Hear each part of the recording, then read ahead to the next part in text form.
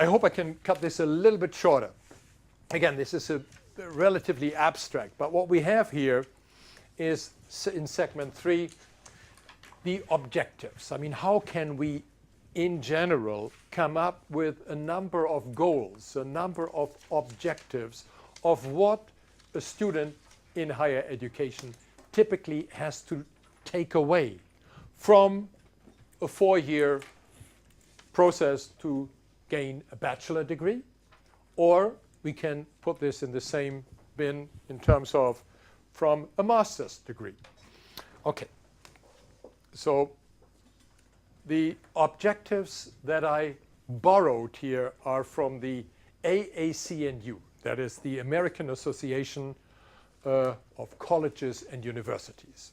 This is a relatively progressive organization in the United States, and they've been worrying about the kinds of problems in education and also the questions that typically parents or other institutions have when it comes to what are we doing in 4 years, and we ask for $200,000 out of the pockets either from taxpayer or from private citizens. So that was exactly the kind of stuff that we had encountered in the task force in 2008, 2009, that the AACNU had been thinking about new learning goals, new objectives for the institution. But let me summarize briefly from the last segment that typically we start out as looking at each student as the same. Yeah? We don't look at each student as different. We don't give credit to the differences. Rather, we want to start that everybody is the same, and we plant our seed, so to speak, in the heads of the students, and then we see how each student, because they're all the same, how they do, how they work with the kinds of seeds that they are getting from the teacher. Now that again is the traditional model, and that again is what Robinson, Sawyer, and Budwig are critical of, yeah? Because this is not the way it works. Why do we gray everybody? Yeah? And this is where Robinson said, no, we have to become more personalized. Education has to become more personalized. We have to see what everybody's talent is, and then we have to begin to work with those talents. Okay, the other metaphor that we've been working with, I already mentioned, is that we look at students as heads. Yeah? They don't have a rest of the body, they are just walking heads. And we fill these heads with information as teachers. Yeah? And they have no feeling, they have no passion. Leave the passion at home when you get into the classroom. Yeah? That's the traditional model again. No, this is wrong. Yeah? We have to work with what students are interested in, because otherwise they become more and more disinterested and they drop away. They not only don't go to classes, they also definitely don't do the readings, but they drop out of school and say, look, you know, I can find a job and have a family and be happy, maybe. Yeah, I don't need money, I don't need education. Okay.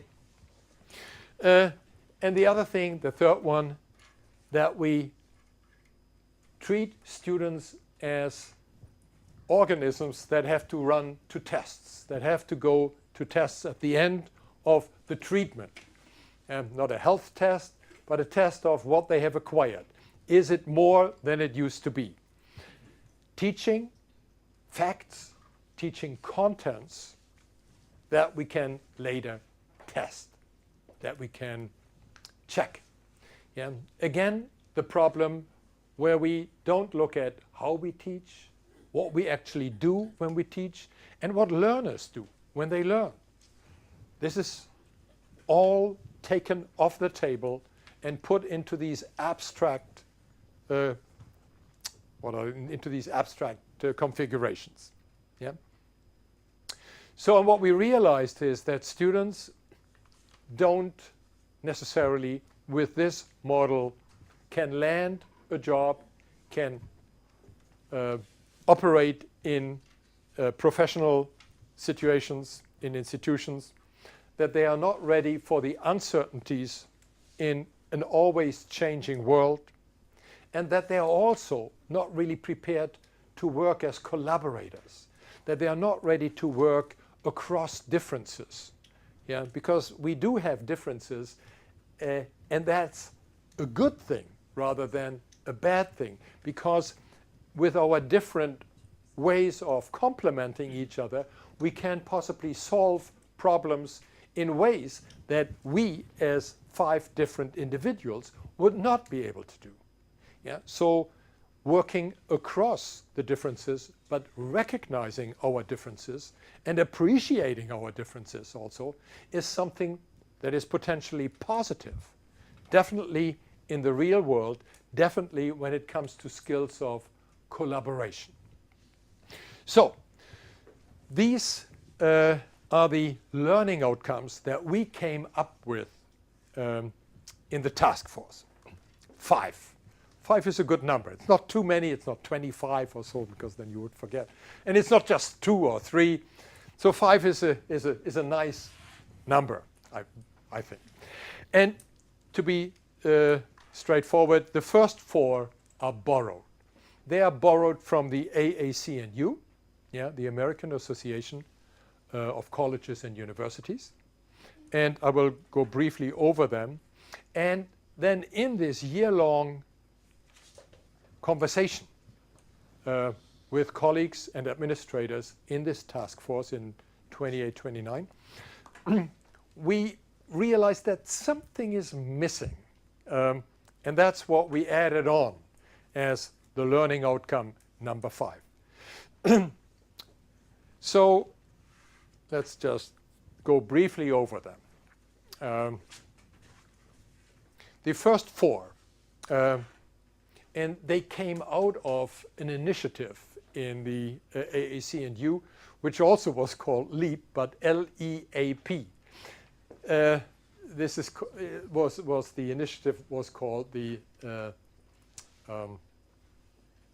Liberal Education and the American Promise. Typical for the United States, they tried to ground it in a kind of a national tradition. The national tradition of liberal, of being liberal, having become a democracy. So this is where these are grounded. They don't have to be grounded in a national tradition, but if it works, okay. So the first one is a very traditional one, namely teaching and learning, acquiring knowledge of the natural world and human cultures. Yeah. And this is typically also considered foundational. This is the basis. We need to know some content, some facts, yeah, in history when certain things happened. In psychology, a certain tradition of making sense of, it used to be the soul, it used to be the mind, and now it is much more human interaction, human relationships.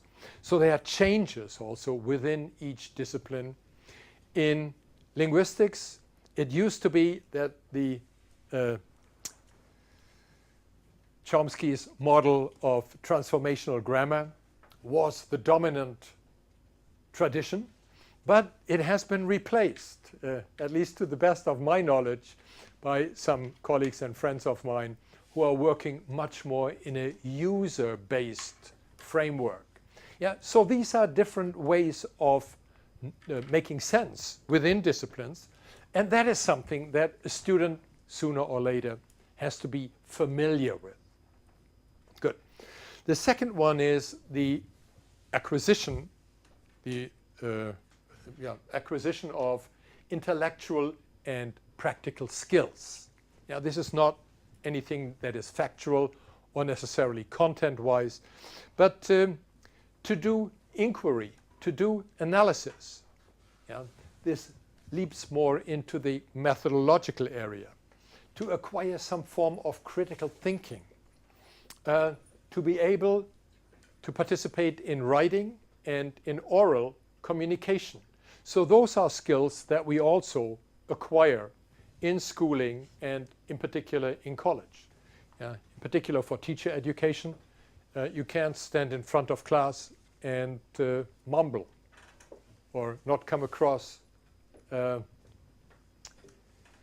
productively in a way that you be understood by your students. So the third goal, the third objective, is to learn more about personal and social responsibility, as part of the college curriculum. Again, the question will be, how do we do this? How can we establish these kinds of responsibilities? But this is where college students have to realize and learn that self-reflection, critical self-reflection, is not anything that we have learned once and then we put it away, but rather that this is a lifelong process. And that learning is an ongoing process. It's not done with when you have a degree or when you had a high school degree. Learning continues, and it will continue, in particular in a world that is more continuously changing now than it used to be. Re-education will be part of your generation's future a couple of times in the next 20 years, where you have to go back to school and find out more. But typically, if this is done well, it will not be back in school, but rather it will be participating with other people in practical activities where we will update our skill set, where we will try to accommodate to a changing world. And skill number 4, ability to integrate knowledge and skills, to draw connections. To draw connections between, in college, between the readings in a class, between the different classes. In my first year teaching with my 18-year-old new college students, they come to each class and see each class as a unit. And when I say, well, this is what we talked about last class. Yeah, but that was last class. No. What was last class is relevant because most likely we may be building on it, or we may be criticizing what we have learned and re-establish a new understanding.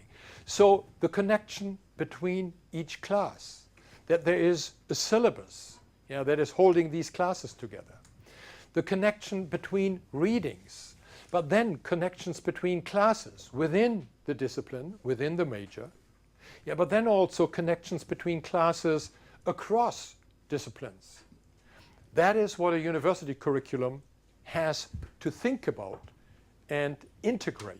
Integrate in a way so that what is happening in particular classes has the potential to point to previous and future constellations. These connections need to be acquired, need to be seen, and they have to become obvious. So it's not just that each class is being established as a separate unit. Here's a unit, learn that. This is a unit, learn that. And then when midterm comes, I'll find out what you memorize. And when finals come, I find out what you memorize. But in terms of these connections, where you engage with a social, personal responsibility, where you show and document critical thinking, your analytic skills, and where you also have ultimately a certain recollection of foundational knowledge of what happened when, what are the basic principles that mathematics is based on, etc.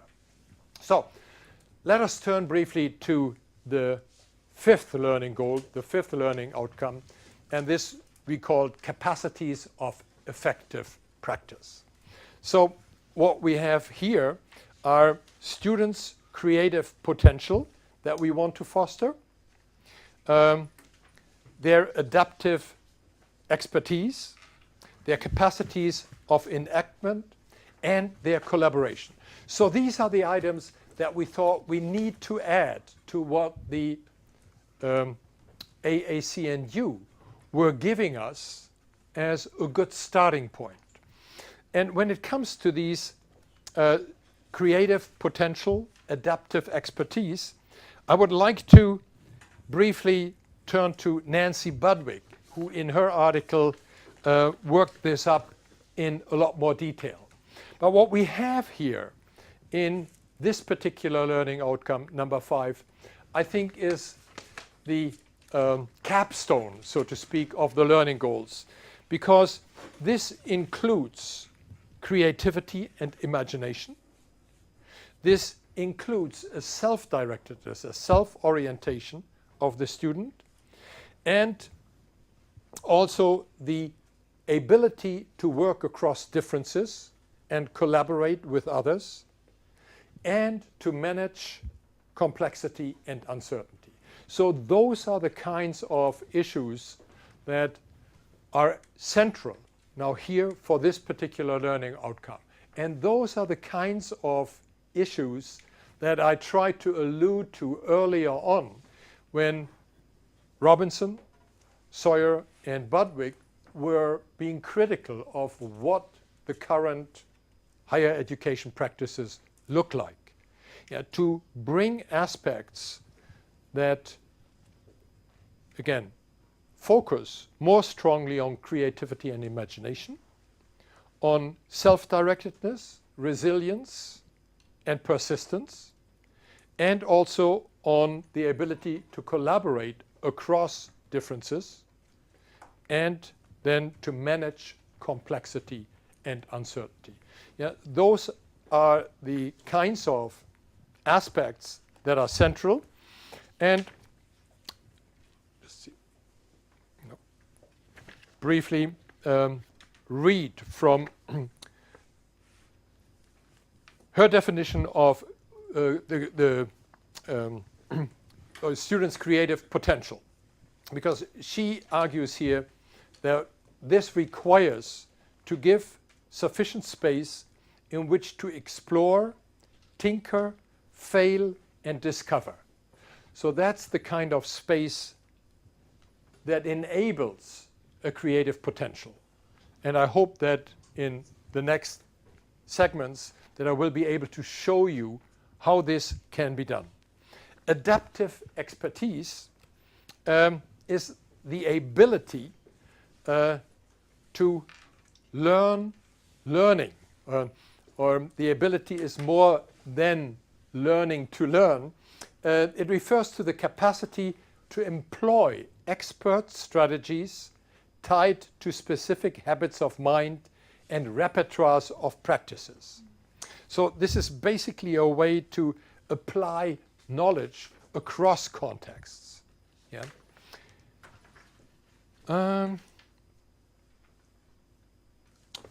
One more thing is the issue of capacities of enactment. And here she argues that this develops through experience in authentic contexts along seasoned collaborators. Just briefly, I'm working with peer learning assistants. Yeah, assistants who have been in my classes, and they meet with my students weekly. Sometimes they take over class time to show them how they learned what they actually took away in the class the semester or 2 semesters before. Yeah, so this would be an aspect of a capacity of enactment to bridge the differences between higher semesters and lower semesters, between experts and novices. So that's one of these aspects. And the last one is to engage in collaboration.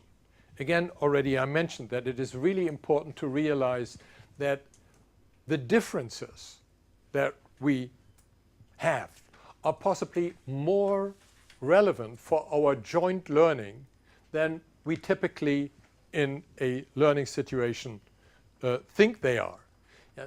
Typically, as I started again, we all consider each student as the same, and then by the end, every student has learned whatever the learning goals were. But we don't consider that we can draw on the kind of different backgrounds, the different talents, the different ways of making sense, the different perspectives that students bring potentially to the same problem, that in that space, in that collaborative space, new ideas can emerge and most likely will emerge. So again, to bring that potential out in teaching and in learning is something that we put into this learning outcome number 5. So that concludes the segment number 3, and it concludes pretty much the day today.